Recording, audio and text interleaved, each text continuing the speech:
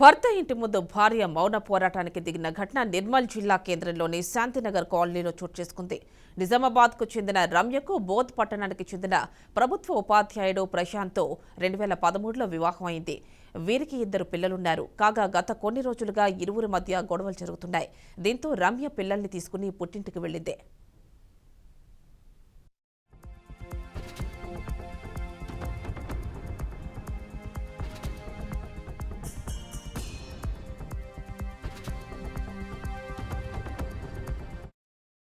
పెద్దల సమక్షంలో ఎన్నిసార్లు పంచాయతీ జరిగినా ప్రశాంత్ తన భార్యను కాపురానికి తీసుకువెళ్లలేదు. అంతేకాకుండా భార్యకు లాయర్ నోటీస్ పంపించాడు. దీంతో మక్లా పోలీస్ స్టేషన్ను ఆశ్రయించిన రమ్య తన కాపురానికి తీసుకువెళ్లాలని ప్రశాంత్కు నోటీసులు పంపించింది. దీనిపై అతను స్పందించకపోవడంతో రమ్య భర్త ఇంటి ముందు బైఠాయించింది. తనను కాపురానికి తీసుకెళ్లే వరకు మౌన పోరాటాన్ని విరమించేది లేదని వివాహిత తేల్చి చెప్పింది.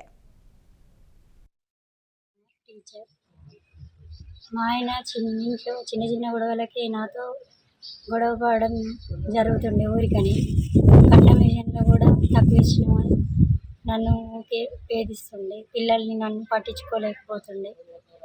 అట్లా ఎన్నోసార్లు నన్ను కొట్టి మా అమ్మ వాళ్ళ ఇంటికి పంపించిన తర్వాత మా ఆయన నోటీసులు పంపించారు రమ్మని.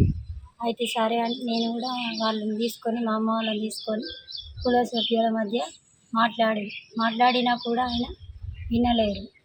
నన్ను పిల్లల్ని మా అమ్మ వాళ్ళు తీసుకొని మా అమ్మ వాళ్ళ ఇంటికి వెళ్ళిపోయిన తర్వాత ఉమెన్స్ పోలీస్ స్టేషన్లో కంప్లైంట్ ఇచ్చాము. అక్కడ కూడా వాళ్ళు ఎస్ఐసిఏ వాళ్ళు కూడా కౌన్సిలింగ్ అరేంజ్ చేశారు.